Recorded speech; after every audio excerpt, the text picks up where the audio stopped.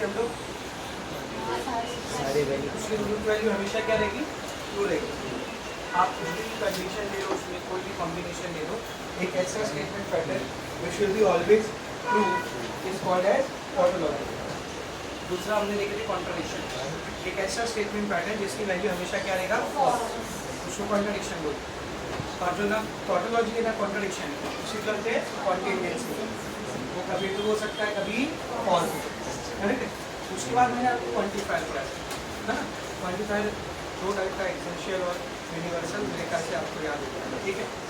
अभी आज एक नया टॉपिक हमको स्टार्ट कर रहे हैं, लेकिन उस टॉपिक को स्टार्ट करने से पहले मैं आपको एक बात बता दूँ, जो टोटोलॉजी वाले स्टेटमेंट होते हैं ना, टोटोलॉजी कभी कभी स्टेटमेंट पैटर्न में टोटोलॉजी भी यूज होता है, तो इसका सिंबल हम लोग जो यूज करते हैं वो टी रहता है।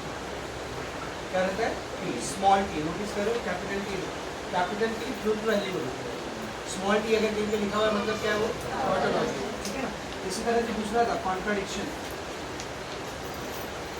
कॉन्ट्राडिक्शन के लिए सी यूज होता है, क्या यूज होता है? बोल सी, कंटिन्यूएंसी नहीं आता, उसका कोई सिंबल नहीं रहता। जैसा स्टेटमेंट पैटर्न रहता है ना अपने पास, पी एंड क्यू और ऐसा कुछ भी, आर एंड नेगेशन भी, ऐसा कुछ भी रहता है ना, समझ? तो स्टेटमेंट पैटर्न में कभी कभी बीच में टोटोलॉजी भी देते, टोटोलॉजी या कॉन्ट्रडिक्शन। टोटोलॉजी देगा तो क्या लिखा रहेगा? टी लिखा रहेगा, और कॉन्ट्रडिक्शन देगा तो क्या लिखा रहेगा? सी लिखा रहेगा। याद रखेंगे इसको। जैसे अभी ये जो 9-10 क्वेश्चन मैंने आपके सामने लिखा है, इसमें आप नोटिस करो, यहाँ पे सी आएगा, ठीक है, यहाँ पे टी आएगा, यहाँ पे सी आएगा, ये कोई स्टेटमेंट नहीं है। जैसा पी क्यू आर स्टेटमेंट होता है तो सी और टी भी स्टेटमेंट ये नहीं, ये सी मीन्स व्हाट? कॉन्ट्रडिक्शन, ये टी का मतलब क्या है? टोटोलॉजी, समझा? तो एक काम करो, जहाँ पे तुम लोग ने टोटोलॉजी कॉन्ट्रडिक्शन लिख के लिए ना, जाओ जरा, ये हाँ ये वाला ऐसा लीजिए, टोटोलॉजी किसको बोलते हैं, कॉन्ट्रडिक्शन किसको बोलते हैं, कॉन्टिन्यूएंसी किसको बोलते हैं। उधर जहाँ पे टोटोलॉजी हेडिंग है ना, उसके बाजू में या उसके नीचे जहाँ भी जगह दिख रहा है ब्रैकेट में स्मॉल टी लिखो। टोटोलॉजी हेडिंग है ना, हेडिंग के साथ स्मॉल टी लिखो और कॉन्ट्रडिक्शन के साथ स्मॉल सी, देखिए। चलो अभी इधर बोर्ड पे लिखो। एक बहुत ही सिंपल सा टॉपिक अभी हम लोग स्टार्ट करने जा रहे हैं। वैसे तो यूजुअली आता नहीं है बोर्ड में, लेकिन आया तो तुम्हारी नस्ली फ्री पढ़ के मार्क्स के साथ, ठीक है ना? एकदम आसान टॉपिक। टॉपिक का नाम है डुअल। टॉपिक का नाम क्या था? डुअल, या इसको डुअलिटी भी बोलते हैं, डुअल। किसी भी दिए गए स्टेटमेंट पैटर्न का डुअल निकालना। ऐसा आपको एक क्वेश्चन दिया रहेगा, तुमको क्या लिखने का रहेगा? उसका डुअल लिखने का रहेगा। सर कैसे लिखते हैं डुअल? एकदम सिंपल, जहाँ जहाँ पे एंड रहेगा ना, एंड, उसको बदल के और कर देंगे, एंड को बदल के क्या करने का? और। जहाँ जहाँ पे और रहेगा उसको बदल के एंड कर देंगे। एंड की जगह क्या लिखती है? और की जगह क्या लिखती है? एंड। अगर स्टेटमेंट पैटर्न में कहीं पे टोटोलॉजी है टी, तो उसको हटा के कॉन्ट्रडिक्शन कर देंगे। और अगर कहीं स्टेटमेंट पैटर्न में कॉन्ट्रडिक्शन है सी, तो उसको हटा के टोटोलॉजी कर देंगे। बस इसके अलावा और कुछ नहीं करना। ये 4 ही चेंजेस, और कोई चेंज नहीं करना आपको, ठीक है? अगर एंड है तो और करेंगे, और है तो एंड करेंगे। टोटोलॉजी का, कॉन्ट्रडिक्शन का, बस इतना कर दो, खत्म हो गया। नेगेशन को छोड़ने का नहीं। हाँ, तुम लोग क्या करते हो? एंड का और करते हो, और का एंड करते हो, टी का सी का टी करते हो, और नेगेशन रहता है तो हटा देते हो, और नहीं रहता है तो कभी कभी लगा देते हो। नेगेशन का डुअल के साथ कुछ भी लेना देना नहीं। बस ये 4 रूल आपको डुअल में याद रखना। क्या क्या बेटा बोल? एंड रहेगा तो और हो जाएगा, और है तो एंड हो जाएगा। टोटोलॉजी का कॉन्ट्रडिक्शन का, इतना सिंपल काम है। देखो एक्सरसाइज 1.3 क्वेश्चन नंबर 1 करा दिया था मैंने आपको। Question number 1 was based on quantifiers. Question number 1 किधर दोनों? क्वेश्चन नंबर 1 किस पे रिलेटेड था? क्वांटिफायर पे था। अभी क्वेश्चन नंबर 2 रीड करो, क्या दिया देखो। Right the duels of each of the following. आपको स्टेटमेंट दिया, लिखिएगा क्या बोल? डुअल लिखिए। तो क्या लिखेंगे? देख डुअल, तो अभी सीखा ना डुअल कैसे करते हैं। एंड का और का एंड, टी का सी का टी। चल बोर्ड पे देख, ये टोटल 10 क्वेश्चन है तुमको। स्टार्ट करो, बोर्ड पे देखेंगे सब लोग। इसका डुअल लिखते हैं, इधर डाल दो। ये पी ऐसी रहेगा, और का एंड, क्यू ऐसी रहेगा, एंड का और। ये आपका आंसर। इतना आसान बोला ना, एकदम फ्री का मार्क्स है, इतना आसान। दूसरा देखिए वाला क्या है? बोल पी ऐसी रहेगा, एंड का और, क्यू ऐसी रहेगा, एंड का खत्म। इसी इसको देखो, पी ऐसी रहेगा, और का एंड, क्यू ऐसे, एंड का और, आर ऐसे ही और का एंड, बोलो इसको ई और नेगेशन, ये हटाना नहीं था, हम लोग गलती करते हो नेगेशन हटा देते, सोचते नेगेशन है तो हरे नहीं, कौन सिखाया, समय सिखाया तो नहीं, जबरदस्ती का दिमाग नहीं लगाना। क्या बोला समझे अच्छे से, एंड है तो और है तो एंड, ये तो सी, सी तो डी, बस और कुछ पांचवा काम नहीं है, समझा अच्छे से, हो गया इसका आंसर। इसका आंसर क्या है देख, बोलो नेगेशन पी एंड क्यू और नेगेशन आर और एस। चलो इसका बोलो नेगेशन पी और नेगेशन क्यू और पी एंड क्यू और समझा, इसको देखो negation P and Q and का और पी और का एंड नेगेशन क्यू एंड का और नेगेशन एस, समझा। अभी इसको ध्यान से देखिए, सी मतलब कॉन्ट्राडिक्शन, तो कॉन्ट्राडिक्शन का क्या हो जाएगा, कॉन्ट्राडिक्शन, सी क्या लिखेंगे पी और का एंड, पी ऐसे ही एंड का और, क्यू ऐसे ही और का एंड, इसका देखो क्या है नेगेशन पी और का एंड, क्यू ऐसे ही एंड का और, आर ऐसे ही एंड का और, पी का सी, कॉन्ट्राडिक्शन, बोलो पी एंड क्यू एंड सी का, कितना आसान है। तो 1 मार्क्स के लिए कभी भी ऐसा क्वेश्चन आता है डुअल लिखने, 1 मार्क्स का write down dual of the following, ऐसा लिखने का समझा। अच्छा अभी ये जितना भी क्वेश्चन दिया हुआ है ना तुमको, ये स्टेटमेंट पैटर्न के फॉर्म में वर्ड में भी आ सकता है स्टेटमेंट, ठीक है, समझे से ऐसा लिखा हुआ है, वो जो पुराना सेंटेंस हम लोग बार बार एग्जाम्पल के लिए थे, नागपुर इज इन महाराष्ट्र और दिल्ली इज इन इंडिया, और ये स्टेटमेंट, इसका डुअल क्या है, Nagpur is in Maharashtra and Delhi is in India, तो वर्ड में आएगा तो भी कर लेंगे ना, पक्का। एंड का क्या कर देना है और का क्या कर देना है, बस इतना ही। सब में अच्छे से, तो यहाँ पर आपका टॉपिक डुअल क्या होता है, ये यही चालू होते ही समझा। अभी नेक्स्ट टॉपिक है नेगेशन, और उसके बाद एक टॉपिक है कॉन्ट्रापोजिटिव, कॉन्ट्राडिक्शन और इनवर्स, इनवर्स कन्वर्स और कॉन्ट्रापोजिटिव, तो मैं पहले वो तीनों पढ़ाऊंगा, बाद में नेगेशन करूँगा, ठीक है। इसको लिखो फिर इसके साथ राइट इट डाउन फास्ट, पहले लिखिए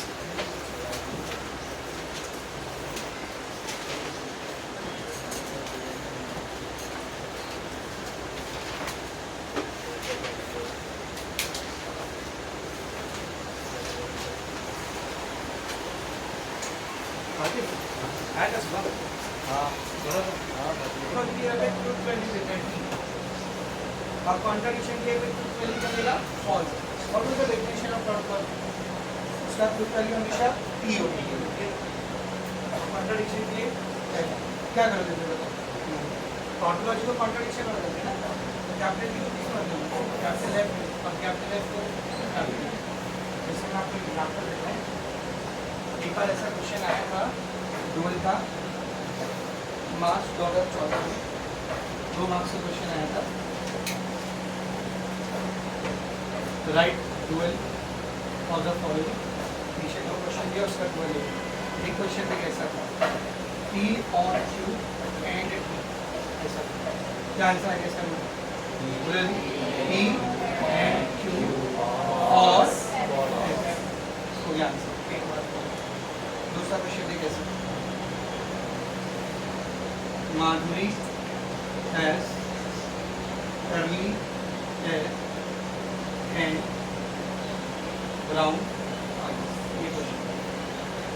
अब इसका भी डुअल लिखना है, बोलो तुम क्या आंसर है, माधुरी has curly hair और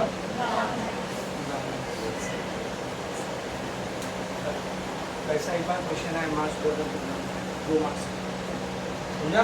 तो जहाँ टॉन्टोलॉजी कॉन्ट्राडिक्शन लिखे ना, इसके बारे में इनके मेंशन कर दो, और ये 2 क्वेश्चन उतार दो, क्योंकि आपके एक्सरसाइज में ऐसा वर्ड वाला इंफॉर्मेशन नहीं है, और ना टी और एस वाला है, तो ये 2 क्वेश्चन भी उतार दो।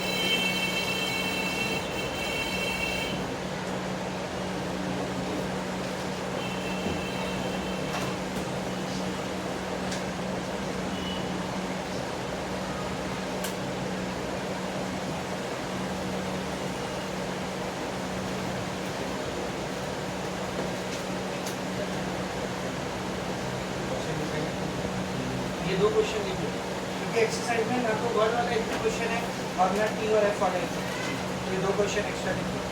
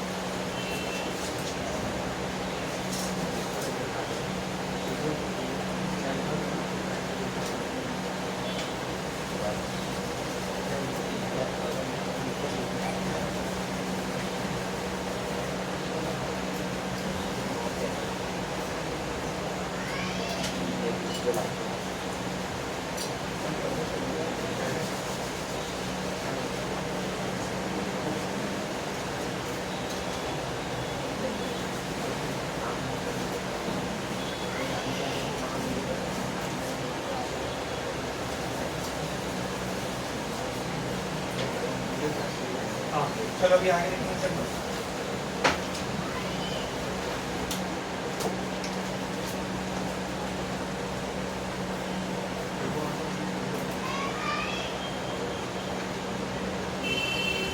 यहाँ पे गूगल का टॉपिक खत्म हो गया।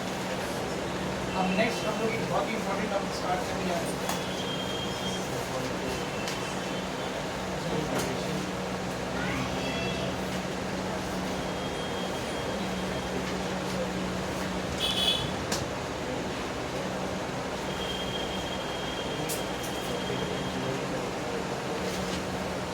दोनों मिलके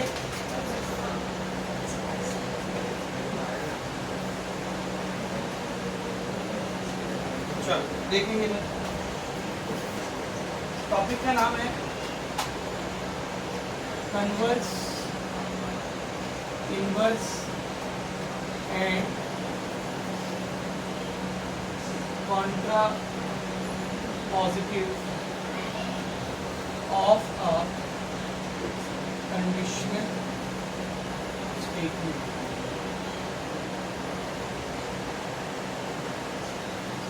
Converse, inverse and contrapositive of a conditional statement.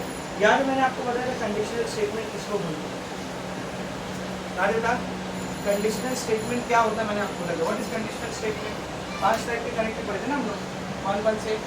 Conjunction, conjunction मतलब एंड, डिसजंक्शन, डिसजंक्शन मतलब और, नेगेशन नॉट, नेक्स्ट क्या था? इम्प्लीकेशन, इम्प्लीकेशन का और एक नाम क्या था? कंडीशन, इम्प्लीकेशन का और एक नाम क्या था? कंडीशन। और पांचवा कौन था? डबल इम्प्लीकेशन, उसका और एक नाम क्या था? Biconditional. बोला था दोनों नाम यहाँ। इम्प्लीकेशन का और एक नाम क्या है? कंडीशन। और डबल इम्प्लीकेशन का और एक नाम क्या है? Biconditional. तो यहाँ पर क्या लिखा हुआ है? Conditional statement. कंडीशनल स्टेटमेंट मतलब कौन? इम्प्लीकेशन। कैसे पहचानते हैं इम्प्लीकेशन को?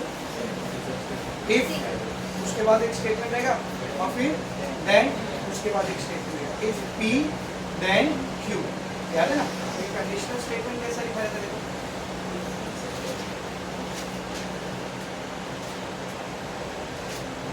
एक कंडीशनल स्टेटमेंट ये टाइप का क्वेश्चन जब भी आएगा तो आपको कंडीशनल स्टेटमेंट दिया होगा।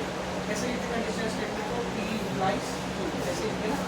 वर्ड में कैसा आता है? इफ, तो पहला स्टेटमेंट आएगा P, देन दूसरा स्टेटमेंट आएगा Q।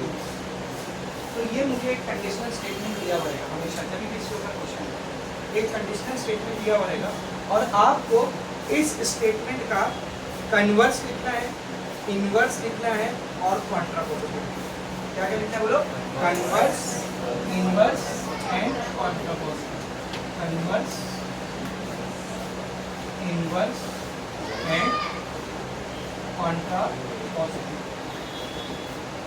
क्वेश्चन डायरेक्ट ऐसे आता है, write down the converse, inverse and contrapositive of the following statement. जो स्टेटमेंट दिया हुआ है उसका कन्वर्स, इनवर्स, कॉन्ट्रापोजिटिव लिखो। समझ आया? कितने मार्क्स का क्वेश्चन आता है? 3 मार्क्स। कन्वर्स सही लिखिए 1 मार्क्स, इनवर्स सही लिखिए 1 मार्क्स, कॉन्ट्रापोजिटिव सही लिखिए 1 मार्क्स। 1 + 1 + 1 तीनों में से जितना सही रहेगा उतने मार्क्स मिलेंगे।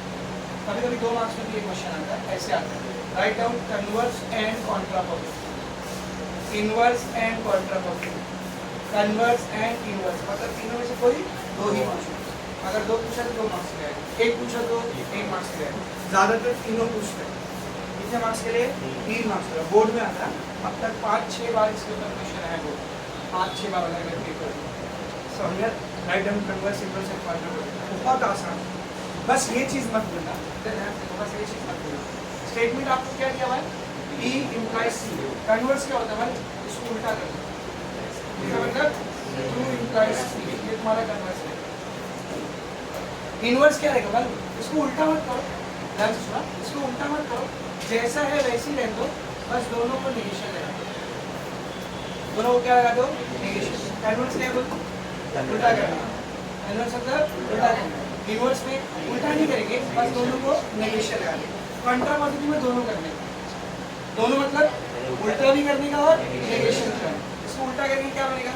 Q implies P। अब दोनों को ऐसे ही करना है। आंसर में ये पहले लिखना होता है, फिर इसके बाद वर्ड में लिखना होता है। ये वर्ड में कैसा आएगा? देख, इफ Q then P, जो भी स्टेटमेंट है। ये वर्ड में कैसा आएगा? If not P then not Q। ये वर्ड में कैसा आएगा? If not Q then not P। अभी वो क्वेश्चन कराऊंगा तो आपको समझेगा मैं क्या बोलना चाहता हूँ। तो हमेशा इसका आंसर वर्ड में लिखना होता है, अगर वर्ड में नहीं लिखोगे तो मार्क्स नहीं मिलेगा, ठीक है? तो इफ Q then P, ये कन्वर्स हो गया आपका। If not P then not P, ये इनवर्स हो गया contrapositive. If not Q then not, ये कॉन्ट्रापोजिटिव। तुम लोग कहाँ फंसते वाले, क्या काट कर सकते हो? इन तीनों में कन्वर्स कौन था, इनवर्स कौन था, कॉन्ट्रापोजिटिव कौन था? भूल जाओ। तुमको ये याद रहता है कि किसी को एक में उल्टा करने का रहता है, किसी को एक में बिना उल्टा किए नेगेशन लगाने का रहता है, और किसी को एक में दोनों करने का रहता है, ये याद रहता है। अब वो किसी को कौन सा था वो भूल जाते तुम लोग। अब फिर तुम लोग खुद का मान लगते, मेरे ख्याल से ये इनवर्स था, ये शायद कन्वर्स था, ये कॉन्ट्रापोजिटिव था। अब उसमें जितना तुम्हारा सही बैठेगा तो वो मार्क्स मिलेगा। ये स्टेटमेंट आपने एकदम करेक्ट लिखा, लेकिन हेडिंग गलत डाल दी। इधर लिखा हुआ कन्वर्स है, वहाँ हेडिंग इनवर्स डाल दिया, यहाँ लिखा हुआ इनवर्स, इधर हेडिंग कन्वर्स आ गया, दोनों करके 0 मार्क्स मिलेगा, 40 का मार्क्स मिलेगा। तो ये आप पहले से सही करो। सबसे पहली चीज़ क्या इंपॉर्टेंट है यहाँ पर? ये नाम सही होना चाहिए। तुम लोग ये हुए मस्त एकदम आसानी से ये याद कर लिया तो, और वहाँ जैसे ही पेपर में आप भूल जाते कौन सा कन्वर्स था, कौन सा इनवर्स था, कौन सा कॉन्ट्रापोजिटिव। तो ये चीज़ आपको इम्पोर्टेंट याद रखनी है, इसको भूलना नहीं। और मैं क्या बोलता हूँ, इसको ऐसी सीक्वेंस में याद रखना, converse inverse contrapositive, converse inverse contrapositive, ऐसे याद, कन्वर्स इनवर्स कॉन्ट्रापोजिटिव, जैसे याद रखिए बोलो, कन्वर्स इनवर्स कॉन्ट्रापोजिटिव, ऐसे याद रखिए। अब इसके बाद ट्रिक तो मैंने बताया, ये तीनों नाम याद रखो लाइन से, कन्वर्स इनवर्स कॉन्ट्रापोजिटिव। पहले वाले के लिए क्या था? उल्टा किया। दूसरे वाले के लिए क्या था? उल्टा मत करो, नेगेशन करो। तीसरे वाले के लिए क्या था? दोनों, उल्टा भी करो और नेगेशन करो। अगर इसी आप नहीं बोलोगे तो 3 मार्क्स आपके जीरो, अगर ये क्वेश्चन आप समझ में आ रहा है। देखते हैं एक्सरसाइज में इसके ऊपर कैसा क्वेश्चन दिया। कंप्लीट एक्सरसाइज मैं आपको बताता हूँ कैसे क्वेश्चन सॉल्व करना है। एक्सरसाइज 1.3 क्वेश्चन नंबर 1 और 2 हो गया ना, 3 नहीं क्वेश्चन नंबर 3 में नेगेशन है। क्वेश्चन नंबर 4 देखो, क्वेश्चन नंबर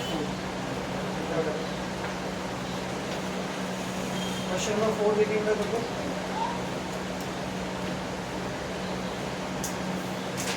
क्या बोला देख, right converse inverse and Contra positive of the following statement. कुछ स्टेटमेंट दिए हुए हैं, उनका कन्वर्स भी लिखना है, इनवर्स भी लिखना है और कॉन्ट्रा पॉजिटिव भी लिखना है। कितने स्टेटमेंट दिए total?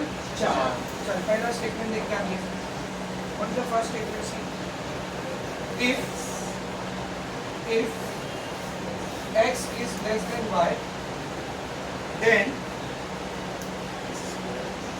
x square is less than y square। ठीक है ना, x and y belongs to real number, ऐसा लिखते हैं last, x and y belongs to फिर कंडीशन दी गई, बस मेन स्टेटमेंट हमारा ये है, if x is less than y then x square is less than y square। ये मेन स्टेटमेंट आपको, तो सबसे पहले क्या करना है, जो क्वेश्चन दिया हुआ है ना उसको स्टेटमेंट के सिंबल की फॉर्म में, इसके फॉर्म में लिखने का याद करो। पहले एक्सरसाइज में हमने सीखा है सिंबॉलिक फॉर्म में कैसा लिखा।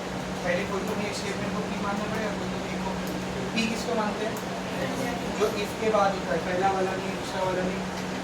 पी किसको मानते हैं, तो इफ के बाद, बार बार बोलो पी किसको मानते हैं, तो इफ के बाद। अब आप सोचोगे सबको हमेशा पढ़ लिख कौन होगा, कभी कभी पी बाद में भी देता है, अभी करेंगे क्वेश्चन जैसा। पी कौन सा रहेगा, बोल पी कौन सा रहेगा, जो इफ के बाद है। पी कौन सा रहेगा, जो इफ के बाद रहेगा। चल बोर्ड पर देख, इधर देख, तो इफ के बाद क्या है, x लेस देन y, तो ये आपका कौन सा स्टेटमेंट हो गया, तो लेट पी कौन है, x less than y। q कौन है, q x square less then y। ये आ गया p, ये आ गया q, ये ऐसा लिखेगा। therefore symbolic form of given statement is, given statement का symbolic form क्या आएगा, if p then q, मतलब p implies, तो ये पहले मुझे जो क्वेश्चन दिया था उसका मैंने symbolic form लिखा। हम निकालने का कैसे होता, converse inverse Contra. Do not forget the sequence, sequence मत भूल लो, ठीक है ना।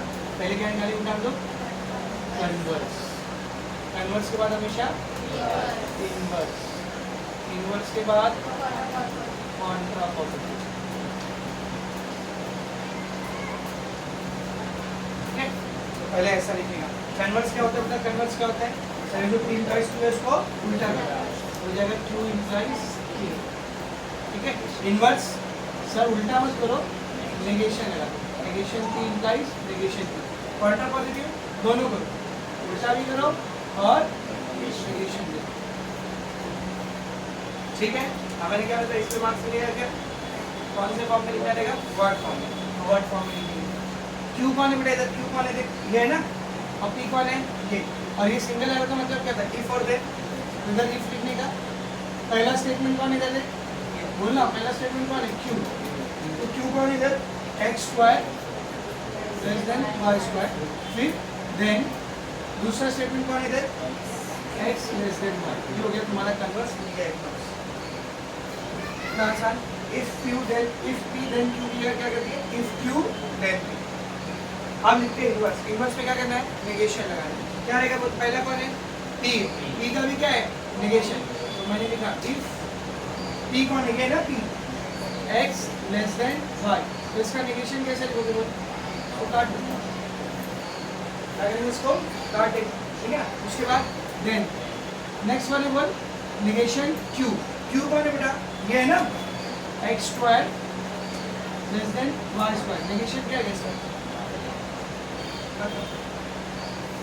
अच्छा एक चीज और मैं आपको बता दूं, नेगेशन ना, जब आप less than, greater than, less than equal to, greater than equal to, ये सब का नेगेशन निकलते ना, तो इसको निकालने का दो तरीका होता है।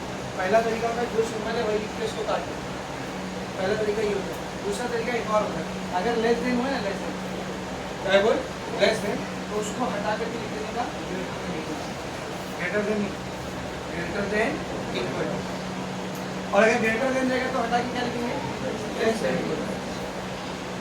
अगर लेस देन इक्वल टू रहेगा, लेस देन भी है इक्वल टू भी, तब हटा के सिर्फ ग्रेटर देन, और अगर ग्रेटर देन इक्वल टू रहेगा तो ऐसे भी लिखा जाता है। समझ? मतलब लेस है तो ग्रेट करने का, ग्रेट है तो लेस करने का, इक्वल टू नहीं है तो इक्वल टू लगा देने का, इक्वल टू है तो हटा देगा। लेकिन इन दोनों में इक्वल टू नहीं था ना, तो लगा है। इन दोनों में इक्वल टू था तो हटा दिया। तो आप इसको ऐसा भी लिख सकते हो, इसी सेम आंसर को ऐसा भी लिखा जा सकता है। ध्यान से देखा, इफ लिखा, पहला स्टेटमेंट कौन है, negation P. What is P? ये है ना पी, तो एक्स नेगेशन कर लेस देन का क्या हो जाएगा, बोलो greater than equal. Then next one है क्यू, नेगेशन क्यू, तो इसका उल्टा करो क्या है, बोलो एक्स स्क्वायर लेस देन का क्या हो जाएगा, ग्रेटर देन इक्वल टू 1। समझा? तो ये आंसर आप ऐसा भी लिख सकते हो, ऐसा भी लिख सकते हो। सर मुझे यही आसान लग रहा है, करना पड़ेगा कुछ वो आसान लग रहा है। लेकिन अगर कोई टीचर कहीं बुक में, कहीं डाइजेस्ट में या पीछे आपको ऐसा दिख गया, जैसा दिल पकड़ के बात, ये क्या हो गया, मैं तो गलत करके आ गया बुक में, दोनों चलता है। दिस इज ऑल्सो आपको डर लग रहा है आपके कॉलेज के टीचर मार्क्स देंगे या नहीं, दोनों करेंगे। अगर आता है, नहीं आ रहा है, जो आ रहा है वो, लेकिन उतना कुछ मुश्किल नहीं है।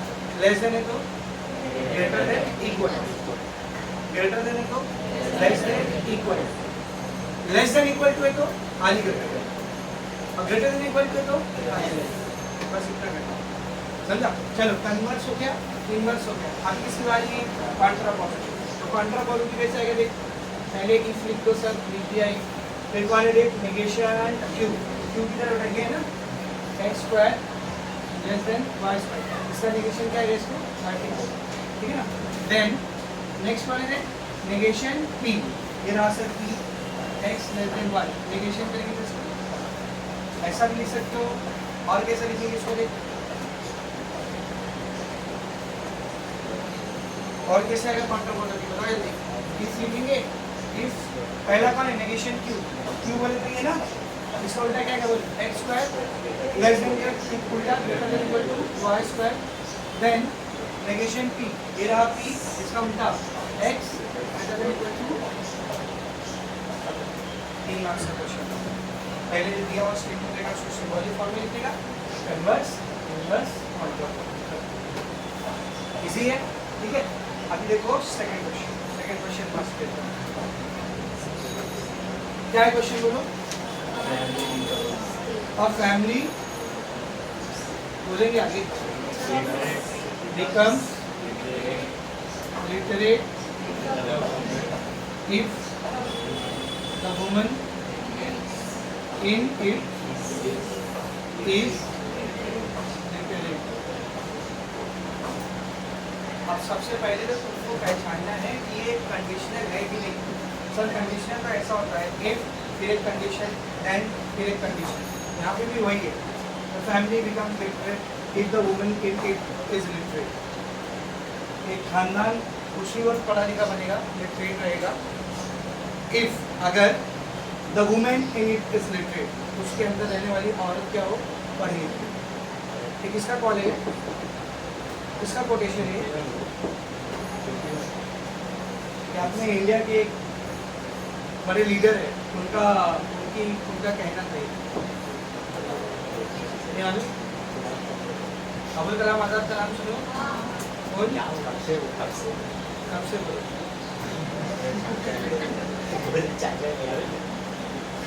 अबुल कलाम आज़ाद जो थे, गांधी जी नेहरू जी के साथ रहते थे ना आज़ादी के टाइम, ठीक है ना। ये उनका कॉल कि जब एक आदमी पढ़ता है तो खाली वो अकेला पढ़ता है, लेकिन जब एक औरत तालीम हासिल करती है तो पूरे खानदान को तालीम देती है।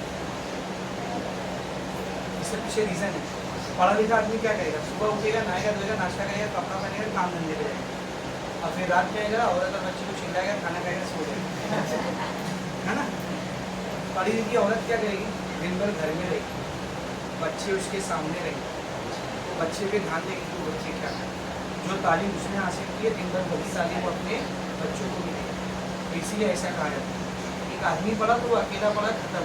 एक औरत पढ़ी तो पूरी फैमिली को आगे आने वाली जनरेशन को, नस्लों को पढ़ाता था, उससे नस्लें सुधरती थी। इसीलिए वो कहते थे, उस टाइम पे औरतों को पढ़ाया लिखाया नहीं जाता था, कहते थे औरत को पहले पढ़ाओ, पहले से अपने बेटे को मत, बेटी को पहले पढ़ाओ, वो पढ़ी लिखी रहेगी तो खानदानों को, नस्लों को पढ़ा लिखा बनेगा। ऐसा उल्टा पढ़ा जाएगा। तो the family becomes literate, family literate हो जाएगी इफ अगर the women in it is literate, अगर उसमें रहने वाली औरतें क्या हो, लिटरेट हो गया ना एक कंडीशन। ये असल में आपको उल्टा करके लिख के दिया है। इसमें पहला क्वेश्चन, पहला स्टेटमेंट कौन सा है? पहला स्टेटमेंट पी कौन होता है हमेशा? इफ के बाद आने वाला। इफ किधर है यहाँ पे? तो ये पहला स्टेटमेंट होता है। और देन के बाद का दूसरा स्टेटमेंट होता है ना, इफ के बाद का स्टेटमेंट कौन सा है? The women in it is literate. इन में तो कौन? वुमेन इन इट, उसमें रहने वाली औरत, किसमें रहने वाली? फैमिली में रहने वाली। पहला स्टेटमेंट तुम्हारा ये है, द वुमेन इन इट, नहीं, the women in the family is literate, ये पहला स्टेटमेंट। और दूसरा स्टेटमेंट क्या है? अ फैमिली बिकम्स लिटरेट। मतलब ये क्वेश्चन ऐसा दिया होना चाहिए, ये क्वेश्चन कुछ ऐसा दिया होना चाहिए, एक मकाटे को लिखा, क्वेश्चन कुछ ऐसा होना चाहिए, इफ, ध्यान का, इसके बाद the women in the family, it's, if की जगह मैंने क्या लिखा? द फैमिली, ठीक है ना। तो if the women in the family is literate, then बोलो नेक्स्ट क्या आएगा? फैमिली, फिर अ फैमिली बिकम्स लिटरेट। असल में क्वेश्चन ऐसा आपको कंफ्यूज करने के लिए ध्यान देना। तो मैं बोल रहा था ना, हमेशा पहला वाला पी वो ऐसा जिंदगी क्या पी कौन होता है? हमेशा इफ के साथ, इधर इफ ए है तो इसके बाद वाला पी है, समझा? तो चलो बोलो क्या लिखेंगे? Let P, what is P over here? P कौन है? बोल, इफ के बाद ये है ना, फिर बोलेगा फैमिली क्या? द वुमेन इन, फिर क्या करेंगे? The family is literate. P कौन आएगा? बोल, the women in the family is literate, ये आ गया मेरा पी। क्यू कौन लेगा? बोल, क्यू कौन लेगा? देन के बाद, देन के बाद ये है ना, देन के बाद ये है, फैमिली बिकम्स लिटरेट, तो ये आ गया मेरा पी और क्यू। इसके बाद क्या लिखे हैं? therefore symbolic form of given statement is, क्या है? बोल, P implies, समझा? सर इधर तो क्यू पहले कुछ भी रहेंगे, P हमेशा वही रहता है जो इसके बाद होता है, इसके बाद यही P रहेगा तुम्हारा पहला, देन क्यू, ये नहीं से डिस्टर्ब होगा, वो वैसे ही रहेगा। समझा अच्छे से? मैंने बोला ना ये क्वेश्चन आपको असल में ऐसा दिया हुआ है, समझा रहा है? तो P implies Q। अब क्या क्या लिखेगा अपने को? कन्वर्स लिखेगा है, इनवर्स लिखेगा है और कॉन्ट्रा पॉजिटिव। कन्वर्स लिखना है, इनवर्स लिखना है और कॉन्ट्रा पॉजिटिव लिखना है।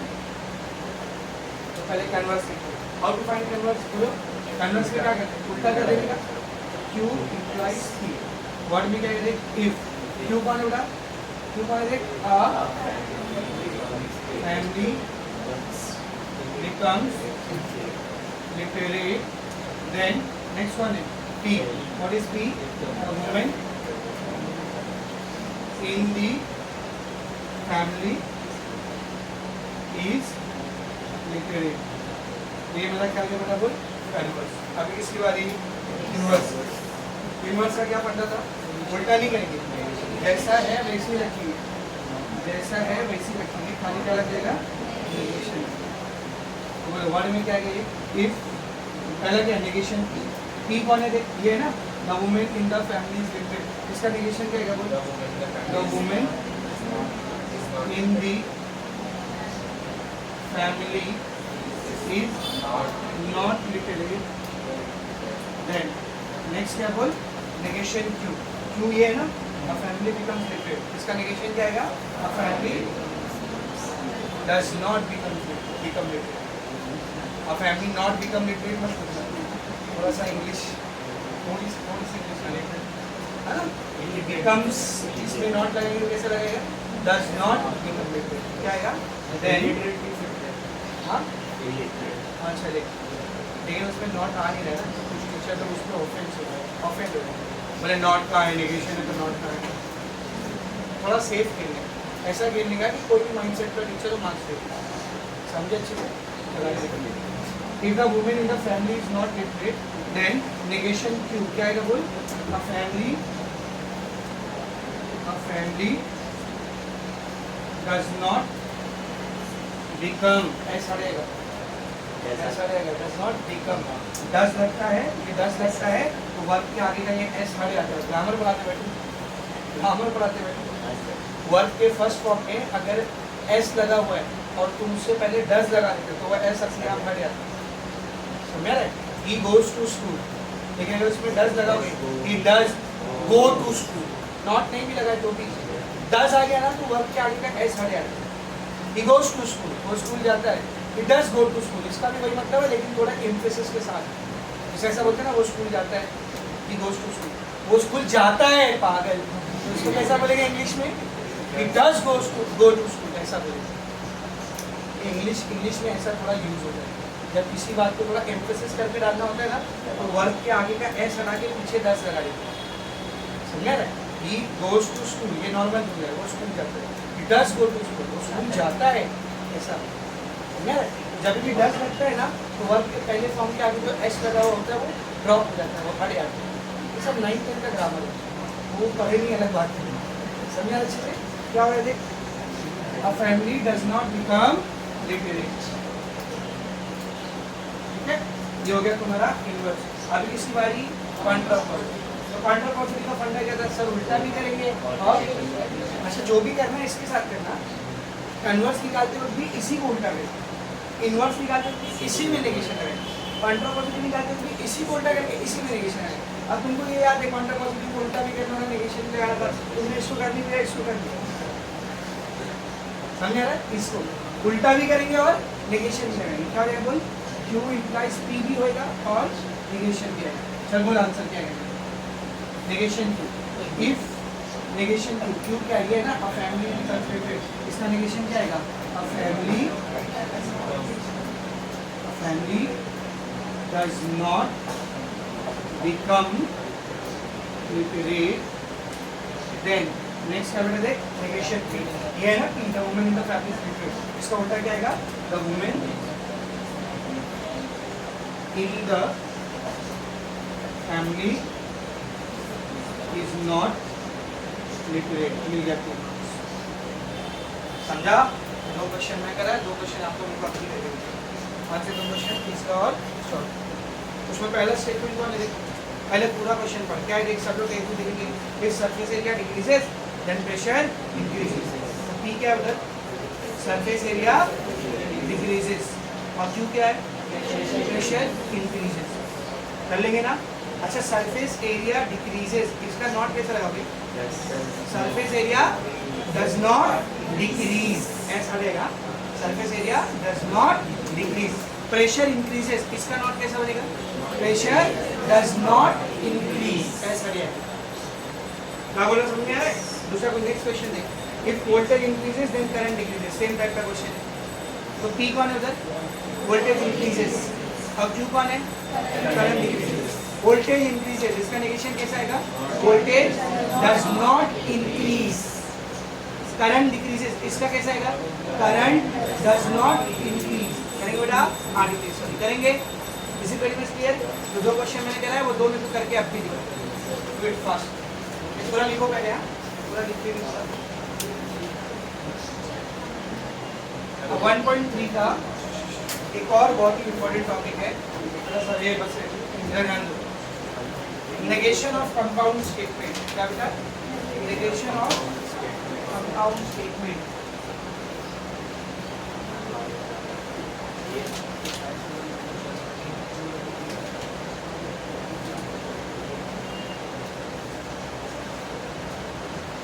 सब बोल पड़ेगा, negation of compound statement, compound statement किसको बोलते हैं याद है ना?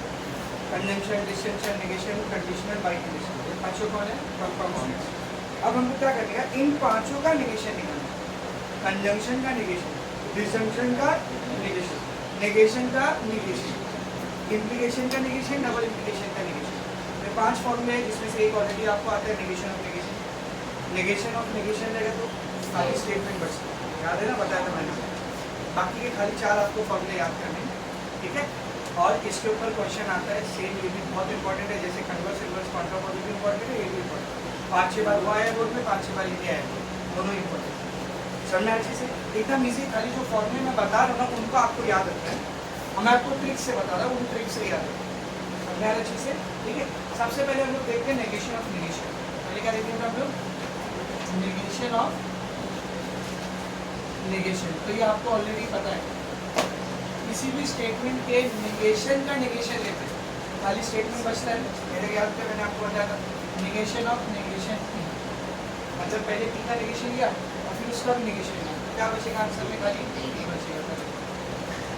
Similarly negation of negation Q, क्या बचेगा?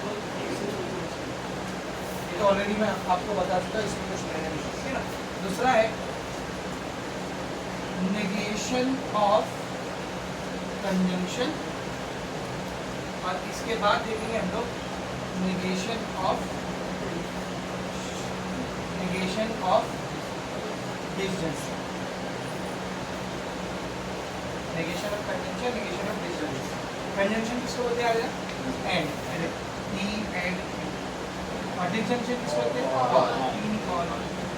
तो ये कंजंक्शन है, इसका नेगेशन निकालना है, देखना है उसका क्या फॉर्मूला है। डिस्जंक्शन है, इसका नेगेशन निकालना है, फॉर्मूला।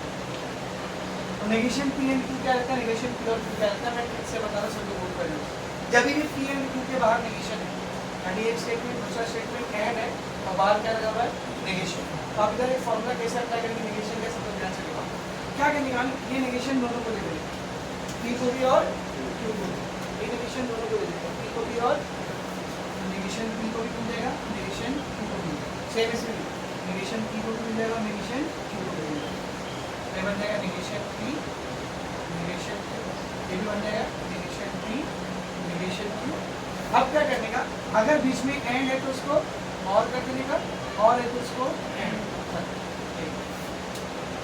ट्रिक समझिए, ट्रिक से याद रखने का, ट्रिक से याद रखने तो भूलोगे नहीं। फिर से एक बार देखो, समझ, एक स्टेटमेंट है तेरे पास आर, दूसरा स्टेटमेंट है एस, और दोनों का एंड हो रहा है। अब इसका ऊपर नेगेशन निकालना है, क्या बन जाएगा? नेगेशन आर को दे देंगे, नेगेशन एस को दे देंगे, एंड का आर। इसका नेगेशन लगा इधर एंड पे ना, इसमें नेगेशन लगा एंड पे, एंड बोले तो कंजंक्शन। तो इधर जो हुआ है इसको बोलेंगे नेगेशन ऑफ कंजंक्शन। क्या बोलेंगे? Negation of. बस अभी नाम याद रखना है, बिल्कुल जरूरी। कभी कोई क्वेश्चन में ऐसा आता है नेगेशन निकालो विद जस्टिफिकेशन, क्या? With justification. तो बाद में ब्रैकेट में नाम लिखना होता है कि मैंने नेगेशन ऑफ कंजंक्शन का फॉर्मूला है, नेगेशन ऑफ नेगेशन का फॉर्मूला है, नेगेशन ऑफ डिस्जंक्शन का फॉर्मूला है, ब्रैकेट में नाम लिखना पड़ेगा। तो ये नाम भी आपको याद है। एंड का नेगेशन निकाले तो कंजंक्शन, और का नेगेशन निकाले तो नेगेशन ऑफ डिस्जंक्शन। बाकी ट्रिक क्या है समझना, ट्रिक क्या है समझा, ठीक है। तो ये जो दो फॉर्मूले मैंने आपको पढ़ा है ना, ये आगे एक लॉ की है। अब इसके बाद वाली एक्सरसाइज में हम लोग को लॉस करने हैं, लॉस बहुत सारे लॉ है, 7-8 लॉ है। उसमें एक लॉ आएगा डी मॉर्गन्स लॉ। क्या आएगा बोल? ये डी मॉर्गन्स लॉ। ये जो दोनों पढ़े ना आपने, ये दोनों डी मॉर्गन्स लॉ, ठीक है। याद रखिए इसको बेटा, ये दोनों को एक साथ याद रखो। जब भी एंड या और के बाहर नेगेशन रहेगा, दोनों को नेगेशन बांटने का, एंड है तो और कर देने का, और है तो एंड कर देने का, इन दोनों को एक साथ याद रखो। अब बचा खाली दो, कौन सा दो? ध्यान देना, नेगेशन ऑफ कंडीशन स्टेटमेंट, या फिर नेगेशन ऑफ इम्प्लीकेशन भी बोल सकते हो आप उसको, ठीक है। आपके टेक्स्ट में नाम यूज किया हुआ है, नेगेशन ऑफ इम्प्लीकेशन यूज किया उसमें, नेगेशन ऑफ इम्प्लीकेशन। चल बोर्ड पर ध्यान देंगे सबको। और इसी के साथ में आपको याद रखना है 5वां डबल इम्प्लीकेशन वाला, नेगेशन ऑफ डबल इम्प्लीकेशन का और एक नाम क्या दिया जाता है? By condition. Negation of implication और उसको आप नेगेशन ऑफ कंडीशनल भी बोल सकते हैं, और नेगेशन ऑफ बाई कंडीशन या फिर इसका negation of double implication. Implication कैसा देता था याद कर, P implies Q, सही है ना। डबल इंप्लीकेशन कैसा देता था, P डबल इंप्लीकेशन Q, सही है। ठीक है, अब मुझे इसका नेगेशन निकालना है और इसका भी नेगेशन निकालना है। तो अगला ट्रिक क्या है, जब भी इंप्लीकेशन में नेगेशन रहेगा ना, इंप्लीकेशन में नेगेशन है तो क्या करने का, पहला वाला स्टेटमेंट ऐसे रखने का, दूसरा वाला जो स्टेटमेंट रहता है उसको नेगेशन लगा देगा। क्या बोला मैंने, बोल पहला वाला स्टेटमेंट ऐसे रखने का और दूसरे वाले स्टेटमेंट को नेगेशन लगाने का। और जो इंप्लीकेशन है ना, इंप्लीकेशन इसको एंड से बोलेंगे।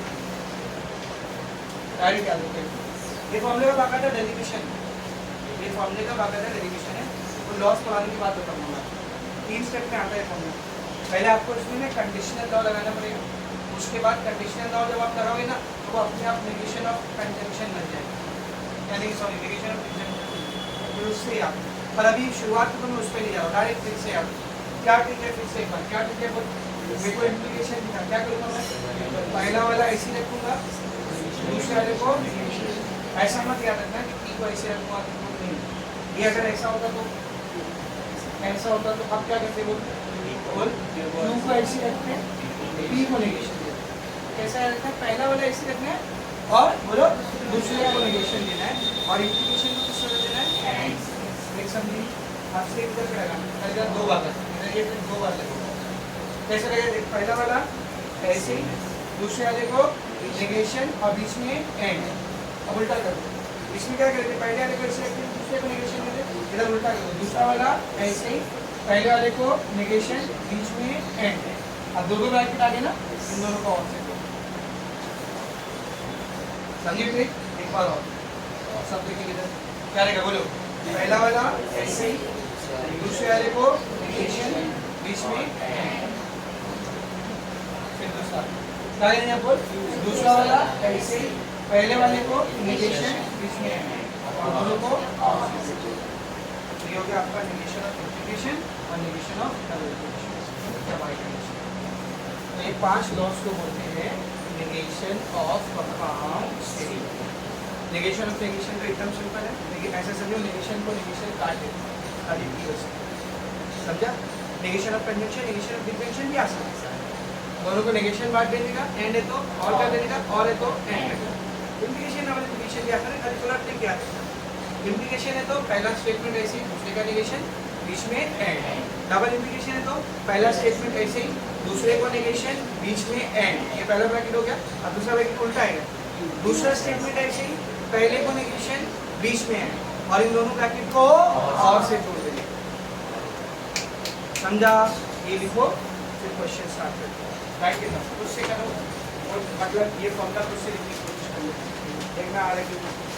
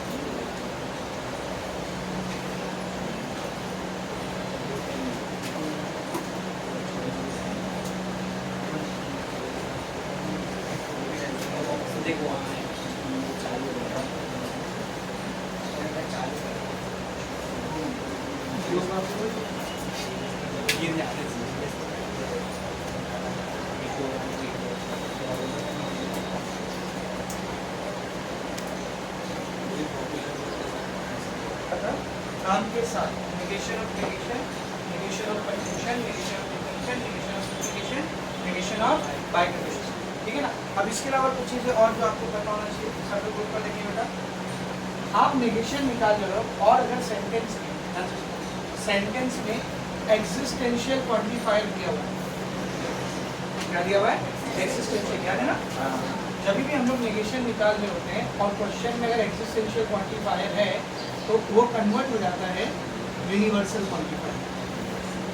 इसमें कन्वर्ट हो जाता है यूनिवर्सल क्वांटिफायर। और अगर क्वेश्चन में यूनिवर्सल क्वांटिफायर दिया हुआ रहेगा तो उसको कन्वर्ट कर देंगे एक्सिस्टेंशियल, इसको कन्वर्ट कर देंगे एक्सिस्टेंशियल।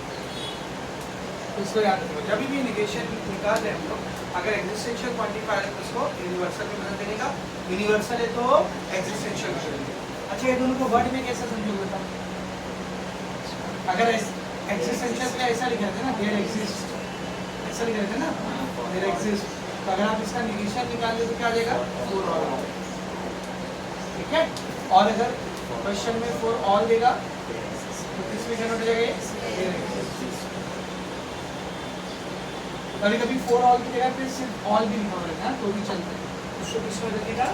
There exist. समझा? ये दो रूल है तो क्वेश्चन स्टार्ट।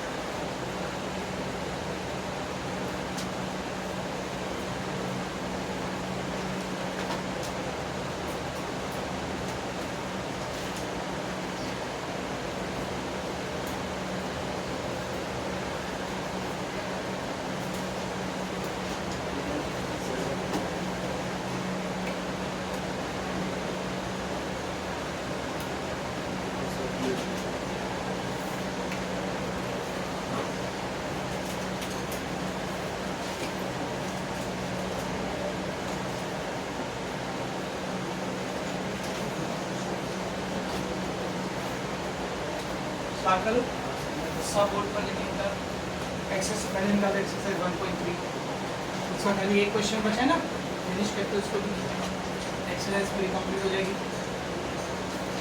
क्वेश्चन नंबर 3 क्या दिया देखो right the negation of the following. नीचे आपको टोटल 9 क्वेश्चन दिए उनका आपको क्या करना है बेटा नेगेशन है।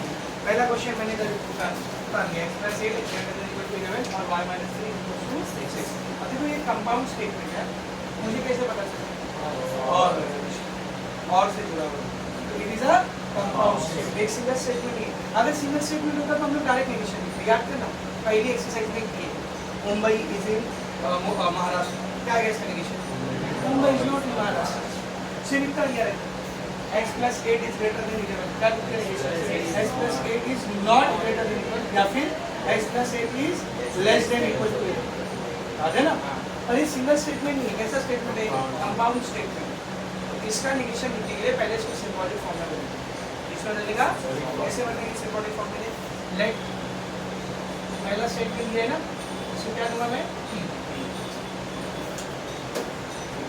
लेट p p क्या बेटा x + 8 greater than 11 अब q क्या आएगा बोलो जी y - 3 = 6 therefore symbolic form of given statement is given statement का symbolic form क्या आएगा देखो इसमें क्या रहेगा और लगेगा क्या आएगा p ये वाला स्टेटमेंट p ये वाला स्टेटमेंट q और का c। अब अपने को दिए गए स्टेटमेंट का सिंबॉलिक फॉर्म नहीं लिखना क्या करने का था जो दिया गया स्टेटमेंट है उसका क्या लिखने का था नेगेशन। तो पहले मैंने क्या किया दिए गए स्टेटमेंट को सिंबॉलिक फॉर्म में बदला अब इसका नेगेशन निकालो जो इसका नेगेशन आएगा वही तो दिए गए स्टेटमेंट का नेगेशन है। तो पहला इसका सिंबॉलिक फॉर्म में नेगेशन निकाल लो जो नेगेशन आया रहेगा उसको वर्ड फॉर्म में करना समझ में आ रहा है क्या बोलो वैसे क्वेश्चन आता है 5-6 बार ऐसा क्वेश्चन आ चुका है नेगेशन में तो नेगेशन भी इम्पोर्टेंट टॉपिक है ठीक है। तो ये इसको पहले सबसे मैंने दिए गए स्टेटमेंट को सिंबॉलिक फॉर्म में कन्वर्ट कर दिया अब उसका नेगेशन निकालो अब इन फर्दर नेगेशन देखो क्या दिया गया स्टेटमेंट p और q इसका क्या निकालना है नेगेशन क्या आएगा बोलो नेगेशन इसको मिलेगा p को नेगेशन इसको मिलेगा q को और का ये आपका आंसर है क्या है लेकिन इसको कौन से फॉर्म में लिखना पड़ेगा वर्ड फॉर्म में लिखेंगे therefore negation of given statement is दिए गए स्टेटमेंट का नेगेशन पहले क्या लिखना है बोल negation p what is p x + 8 greater than 11 क्या है ये इसका नेगेशन बोल x + 8 not greater than 11 फिर बीच में क्या है and फिर कौन है नेगेशन q ये है ना y - 3 not equal to 6 ये आपका आंसर इसी से इसको एक और तरीके से लिख सकते हैं तो कैसे x + 8 ये ग्रेटर देन का होता क्या आएगा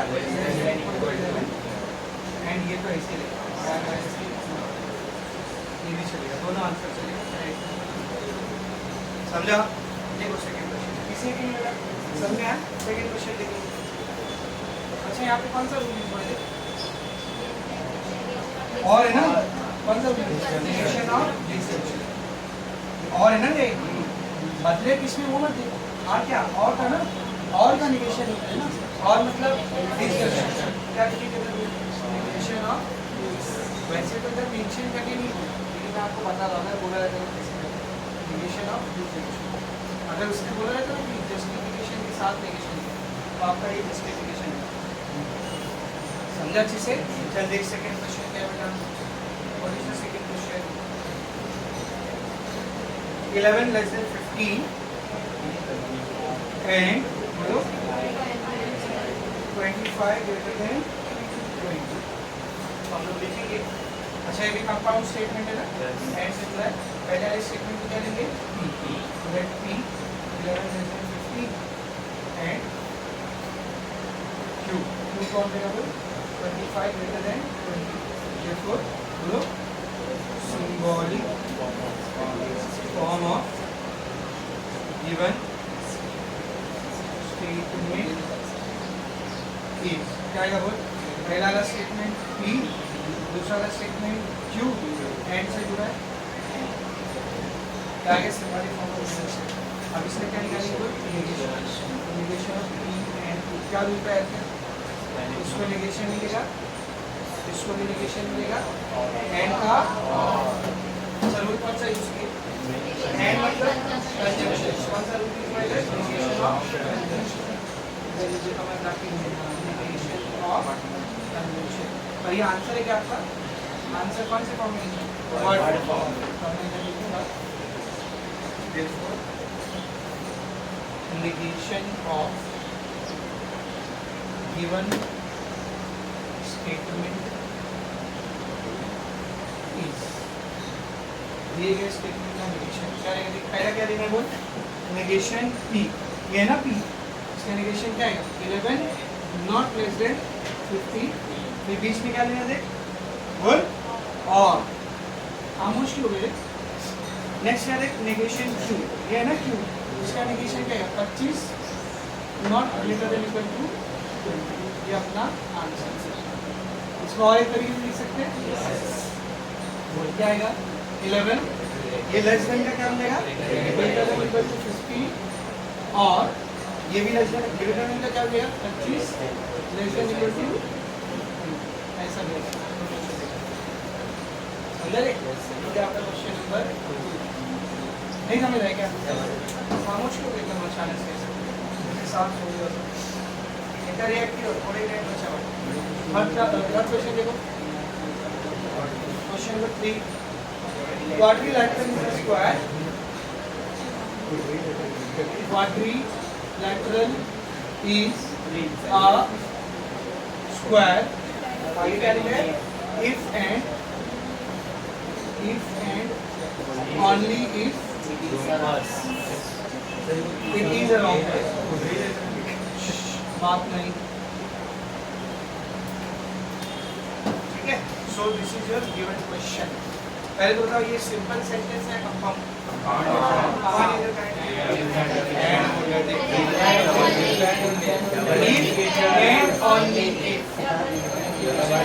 एंड कौन जोड़ा करे, शानवाज सेंस है सर, हां डबल से double implication and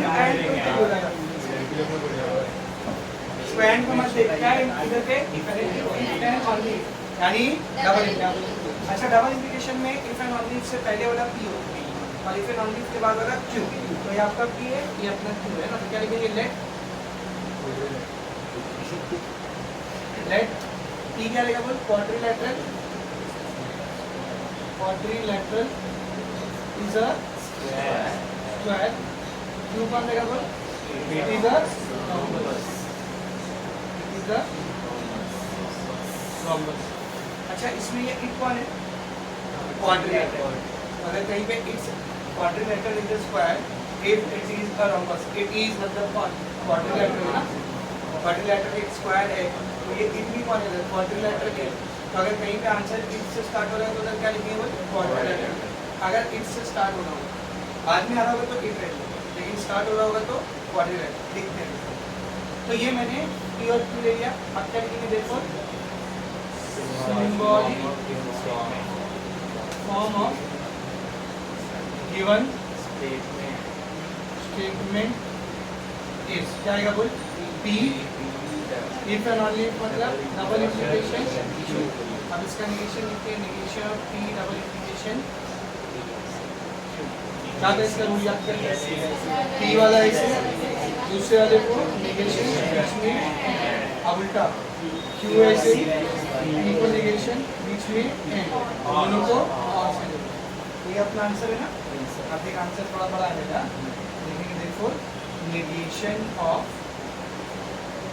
given statement is, मैंने अभी थोड़ी देर पहले बोला अगर इट से चालू हो रहा होगा तो इट से शुरू मत करना। चल पहला कौन है, P, what is P, quadrilateral is a square, quadrilateral is a square, फिर कौन है देख, एंड नेगेशन Q, Q क्या था, इट इज अ रॉम्बस, तो नॉट नेगेशन नहीं क्या आएगा, it is not a rhombus, it is is not a rhombus. ये आ गया मेरा पहला ब्रैकेट। अब कौन है देख, और नेक्स्ट वन है क्यू। क्यू बोले तो इट इज अ रॉम्बस। आगे इट कौन है, यहाँ से शुरू हो रहा है, देखिए ब्रैकेट क्यू से चालू हो रहा है, तो इट भी लेंगे, क्या लेंगे, क्वाड्रिलैटरल। और क्वाड्रिलैटरल, ठीक है ना, इज अ रॉम्बस। अगर कोई बच्चा गलती से अगर इट इज अ रॉम्बस लिखे तो भी चलेगा, लेकिन अवॉइड करते हैं। जिन बच्चों के मार्क्स थोड़े ज़्यादा जा रहे होते हैं ना, उनकी फिर ऐसी छोटी छोटी गलती पे मार्क्स आते हैं। उनका ठीक ठाक मार्क्स आ रहा है उनको मिल जाए, उनका थोड़ा एडवांस मार्क्स जा रहा होता है, उनका फिर छोटी छोटी गलतियों पे मार्क्स कर दिया। दो बच्चों का पेपर डबल ट्रिपल चेक, एक वो जो बेचारे फेल होने की कगार पे है, जो फेल हो रहे हैं पक्का उनका नहीं, मतलब वो मुश्किल से 5-6 मार्क्स आ रहा है, उसका दोबारा चेक नहीं होता, समझ रहे। 20 मार्क्स उनको प्रैक्टिकल में, 15 इधर आ गया तो 35 से पास हो जाओ। अब किसी का 12 है, 11 आ रहा है, 3-4 मार्क्स कहीं से अगर पड़ गया तो पास हो जाएगा ना, उसका पेपर बड़े ध्यान से बार बार चेक होता है, जहाँ मार्क्स देने की गुंजाइश है देखे करके आगे। और एक वो बच्चे जिनका बहुत ज़्यादा मार्क्स आ रहा है, 80 में से 70 आ रहा है, 72 आ रहा है, तो उनको ऐसे नहीं टॉपर बनाते, पूरा पेपर चेक होगा 2 बार 3 बार, जहाँ जहाँ पे मिस्टेक निकालने की कोशिश है वहाँ पे मिस्टेक निकाल के मार्क्स काटे देंगे। इन 2 बच्चों का पेपर बहुत ध्यान से चेक होता है, दोनों 3 के। बाकी जो बीच वाले रहते हैं ना, उनका पेपर एक बार नहीं वही रिपीट करता है। क्या देख क्या लिखेंगे, क्यू था ना बेटा, क्यू कौन लिया हम लोग, इट इज अ रॉम्बस। क्या लिखा मैंने, क्वाड्रिलैटरल इज अ रॉम्बस। ये कौन है देख, एंड नेगेशन पी, पी क्या था, क्वाड्रिलैटरल इज अ स्क्वायर, तो उसका नेगेशन क्या है, quadrilateral is not a square. ऐसा लिखो या फिर आप ऐसा लिख सकते, it is not a square.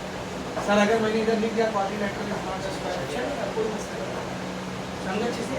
ये हो गया अपना आंसर, समझा। ये था क्वेश्चन नंबर 3। क्वेश्चन नंबर 4 देखिए क्या दिया, क्वेश्चन नंबर 4 देखिए, it is cold and raining, it is cold and raining, simple है, कंपाउंड है।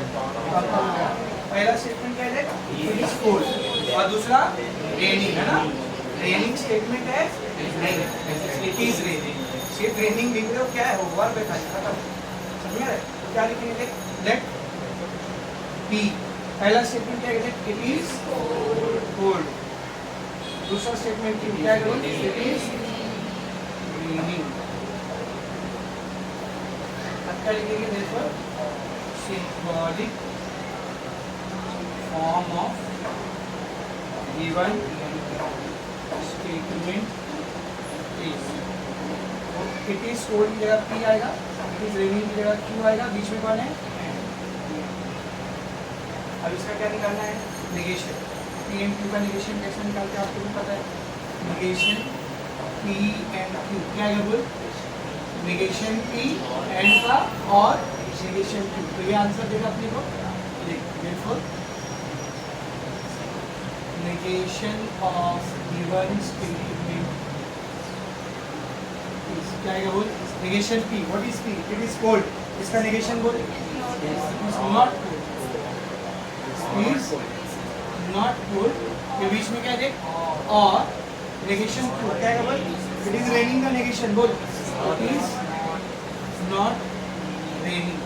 आप इसको ऐसा भी लिख सकते हो, इट इज नॉट कोल्ड और नॉट रेनिंग, ऐसा भी लिख सकते हो, ऐसा भी लिख सकते हो, it is neither cold nor raining, लेकिन थोड़ा एडवांस हो जाएगा, it is neither cold nor raining, सब नॉट तो आए नहीं, नीदर नॉर आ गया, बात हो चलेगा। Make it as simple as possible, don't go for the advance version, पता चला एडवांस जाने के चक्कर में लॉन्ग हो जाएगा, समझा। इट इज नॉट कोल्ड और इट इज नॉट रेनिंग, ये आपका क्वेश्चन नंबर 4। आगे बढ़ेंगे, अच्छा इधर जस्टिफिकेशन नहीं है, यहाँ पे कौन सा रूल यूज है, नेगेशन ऑफ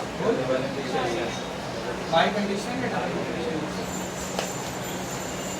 मार्क्स नहीं करेंगे इस पे, लेकिन मैं बता रहा हूँ अगर बोला रहता विद जस्टिफिकेशन तब मार्क्स करता है, जस्टिफिकेशन यहाँ कौन सा रूल यूज है, बोल किसका नेगेशन है, कंजम्पशन का ना, नेगेशन ऑफ सही सही है। चल नेक्स्ट क्वेश्चन देख, चौथा हो गया, पांचवा देखेंगे, और इस फिफ्थ क्वेश्चन बोलो,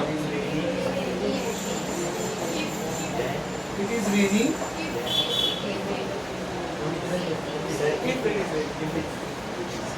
if it is raining, अगर बारिश हो रही होगी, then we will go and play. Then we will go and play football. कोई सिंपल स्टेटमेंट है, कंपाउंड स्टेटमेंट. कितने स्टेटमेंट है इसमें? तीन स्टेटमेंट है. इट इज रेनिंग पहला स्टेटमेंट, वी विल गो दूसरा statement, we will play football नहीं, वी विल प्ले फुटबॉल ये तीसरा स्टेटमेंट. कितने स्टेटमेंट है इधर? तीन. अच्छा, इफ के बाद वाला पहला स्टेटमेंट होता है, तो ये तो तुम्हारा पी है. इट इज रेनिंग क्या है बोल? पी. ये पी है. देन के बाद दूसरा स्टेटमेंट होता है, तो देन के बाद ये पूरा तो दूसरा स्टेटमेंट है, ठीक है, ये समझा, ये पूरा दूसरा स्टेटमेंट है, ये पूरा दूसरा स्टेटमेंट है. लेकिन इसमें भी दो स्टेटमेंट होता है. तो ये जो है वी विल गो, इसको मैं क्या ले लूँगा? क्यू. और वी विल प्ले फुटबॉल, इसको मैं क्या ले लूँगा? आर. और दोनों किससे कनेक्टेड है? समझ रहे क्या? समझ में आ रहा है कुछ? का जो तीन स्टेटमेंट है, समझा? दो कनेक्टिव है इधर, दो कनेक्टिव है. पहला कनेक्टिव कौन सा है बोल? इफ देन, यानी इम्प्लीकेशन. तो ये पहला कनेक्टिव है तुम्हारा, इफ और देन.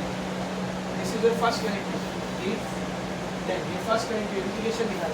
और दूसरा कनेक्टिव कौन सा है बोल? लेट पी स्टेटमेंट है ना, लेट पहला स्टेटमेंट पी क्या रहेगा बोल? It is raining. दूसरा स्टेटमेंट क्यू क्या आएगा बोल? वी विल, बोलो, वी विल गो. तीसरा स्टेटमेंट आर क्या आएगा बोल? प्ले फुटबॉल नहीं ना, वी विल प्ले फुटबॉल. मजा इसे आ गया. क्या होगा इसके बाद बोलो? Symbolic form of given statement. बहुत ध्यान से करना. Symbolic form of given statement. ठीक है, तो सब लोग ध्यान से देखो. सबसे पहले तो इफ के बाद जो आता है वो पी रहता है. ये पूरा पी रहेगा ना. It is raining, it is raining कौन है? पी. अब ये इफ और देन के लिए क्या लगाएंगे? Single arrow, implication. और देन के बाद जो सेंटेंस है वो खुद भी एक कंपाउंड सेंटेंस. ये पूरा खुद भी क्या है? कंपाउंड स्टेटमेंट है. तो उसको सिंगल लिखनी है, किसमें लिखना? ब्रैकेट. अब उसमें पहले कौन आ रहा है? We will go. We will go मतलब क्यू. एंड बोले तो ये कंजंक्शन है ना. अभी वी विल प्ले फुटबॉल, ये है symbolic form of given statement. समझा गया भेजे में? तो इसका मतलब क्या है? इफ पी मतलब इट इज रेनिंग, देन पहला वाला कौन है?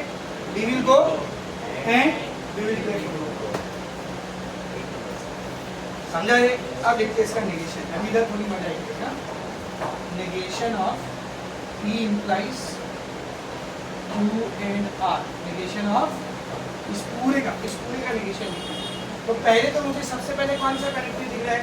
इम्प्लीकेशन. तो पहले मैं उसका नेगेशन निकालूँ. कैसे निकालते हैं इम्प्लीकेशन का नेगेशन? पहला वाला ऐसे ही, दूसरे का नेगेशन. इधर पहला वाला कौन है? P. तो P ऐसे रहेगा. दूसरा वाला कौन है? ये पूरा ब्रैकेट. दूसरा वाला कौन है? इम्प्लीकेशन के बाद जो आ रहा है वो पूरा दूसरा वाला है. मतलब दूसरा वाला कौन है? ब्रैकेट. तो इस ब्रैकेट को क्या मिलेगा? समझा? पहला वाला पी ऐसे ही, दूसरे वाले को क्या मिल गया? नेगेशन. इम्प्लीकेशन किया क्या रहेगा? तो कौन सा रूल लगा इधर? इसका नेगेशन लगा इधर. Implication. Negation of negation of implication. पहले इम्प्लीकेशन का नेगेशन लगाया ना बेटा. ये इम्प्लीकेशन था पहला वाला ऐसे ही, दूसरे वाले का नेगेशन, इम्प्लीकेशन को एंड साइड. ये लग गया नेगेशन ऑफ इम्प्लीकेशन. खत्म हो गया क्या? अभी एक चीज और प्रोसेस है. ये क्या दिया? कंजंक्शन. उसका भी नेगेशन निकाल सकते हैं. कैसे निकालोगे? नेगेशन क्यू को मिलेगा, नेगेशन आर को मिलेगा, एंड का क्या मिलेगा? क्या लिखेंगे इधर? ये पी ऐसे रहेगा, एंड ऐसे रहेगा. नेगेशन क्यू और कौन सा रूल लगा इधर बोल? Negation of conjunction. यहाँ से आप मुझे आंसर नेगेशन ऑफ कंजंक्शन, यहाँ से आंसर. लास्ट में मैं लिखूंगा, देखो, negation of given statement is given statement का negation. पहला क्या लिखा? देख P. What was P? It is raining. It is raining. फिर क्या आएगा बोल, एंड नेगेशन क्यू, क्यू क्या था, वी विल गो, इसका नेगेशन बोल, वी विल नॉट गो, फिर क्या दे, और नेगेशन आर, आर क्या था, वी विल प्ले फुटबॉल, इसका नेगेशन बोल, we will not play football, it is raining and we will not go और we will not play football. Final से क्वेश्चन बड़ा इंटरेस्टिंग, समझे अच्छे से, आगे बढ़ते हैं। छठा क्वेश्चन, क्वेश्चन नंबर 6, क्या लिखा है question number 6, under root 2 is a rational number, single, आप ये बता कैसा स्टेटमेंट है, सिंगल स्टेटमेंट, कोई कंपाउंड स्टेटमेंट है, ये सिंपल सा एकदम सिंपल स्टेटमेंट है, root 2 is a rational number, क्या है इसका negation, very good, root 2 is not a rational number, कुछ है ही नहीं इसमें। सातवां क्वेश्चन देख, बोल जल्दी क्या लिखा है, all natural numbers are whole numbers. थोड़ी देर के लिए ऑल को भूल जाओ, थोड़ी देर के लिए ऑल को भूल जाओ, सॉल्व को भूल जाओ, क्या बचा, natural numbers are whole number. ये कैसा स्टेटमेंट लिखा है, सिंपल या कंपाउंड, सिंपल, तो इसका नेगेशन क्या था बोल, natural numbers are not whole number, सही है, तो इसका तो नेगेशन वही है, ऑल बोले तो एक्जिस्टेंशियल क्वांटिटी है, सर यूनिवर्सल क्वांटिटी, इसका नेगेशन क्या है, इसका नेगेशन क्या है, समझ में आ रहा है, समझ में आ रहा है चीजें, तो ऑल का उल्टा देयर एग्जिस्ट और आर होल नंबर का आर नॉट होल नंबर। बस एकदम क्या आएगा, ऑल क्या आ जाएगा, there exist natural numbers which are, there exist के लिए विच लगाना पड़ेगा ना, ठीक है ना, there exist natural numbers which are not whole number, मतलब कुछ ऐसे भी नेचुरल नंबर होते हैं जो होल नंबर नहीं होते। ये क्या बोल रहा था, सारे नेचुरल नंबर होल नंबर होते हैं, उसकी उल्टी बात कर दी ना हम लोग, नहीं कुछ ऐसे भी नेचुरल नंबर होते हैं जो होल नंबर। ऑल को देयर एग्जिस्ट से बदला, देख यूनिवर्सल क्वांटिफायर को एक्जिस्टेंशियल क्वांटिफायर से बदला, और जो आर था उसके साथ नॉट लगा दिया, दिस इज योर नेगेशन। आठवां क्वेश्चन देखेंगे बेटा, look at question number 8, what is given, हां दे रहे, for all values of n belonging to natural number, for all values of n belonging to natural number, n square plus n plus 2 is divisible by 4। बेटा थोड़ी देर के लिए इधर quantifier को भूल गए, आप सिर्फ उतना स्टेटमेंट है, n square plus n plus 2 is divisible by 4, simple statement है, कंपाउंड सिंपल है, उसका नेगेशन क्या था, n square plus n plus 2 is not divisible, तो इसका तो कर लेंगे हम। यहाँ क्या करोगे, ऑल का एक्सिस्टेंशियल, समझ में आ रहा है, तो सिंपल है तो सिंपल ही लिखने का, वर्ड था तो वर्ड में लिखते, सिंपल है तो सिंपल, क्या करें, ऑल का क्या आएगा, there exist n belonging to natural number, इसका उल्टा बोल क्या आएगा, n square plus n plus 2 is not divisible bye,